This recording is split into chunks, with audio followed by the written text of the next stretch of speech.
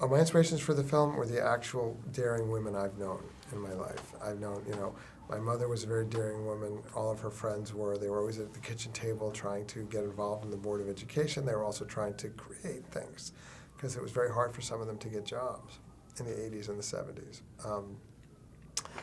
I also find it inspiring that this is like a godmother story to me, that you see her take care of her whole family as the quiet person from the first part of the movie in a salt of the earth world.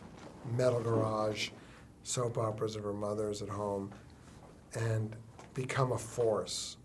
That's what makes me want to see a movie, is when a woman becomes fierce and has power, but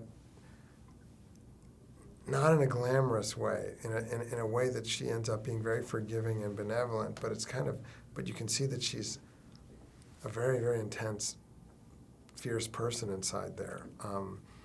And getting to do the childhood before any of that happened, seeing how she was as a child. I'm always fascinated by who someone is as a child. I saw Jennifer almost grow up. She was 20 years old when I met her, and she's still able to play with little kids so easily, all the kids on the set, Yet she's always had the soul of a 40-year-old in some way. Can you talk about your collaborative process with Jennifer? It's a privilege to work with Jennifer. We have to share an inspiration. It starts in our homes. I go to her home, she comes to my home, and we talk and talk and talk and eat and talk about what this thing could be, and we watch movies together, and we decide what would be exciting, and she tells me, isn't it exciting if I don't have a romance in this story? And I say, it is exciting, it's more daring, and it's also part of the truth, that this woman had a romance and lost it.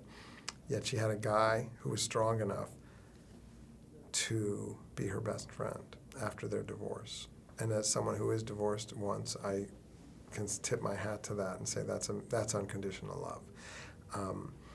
That she had a father who loved her and made her venture possible with his girlfriend is kind of a crazy detail that I happen to love with the iconic Isabella Rossellini. But the fact that they then, with their limited knowledge at a kitchen table business, had the lawyers who set it up wrong. So the whole thing could have been lost. And anytime you create anything, it can be taken away from you in 2 seconds. So you have to fight for it.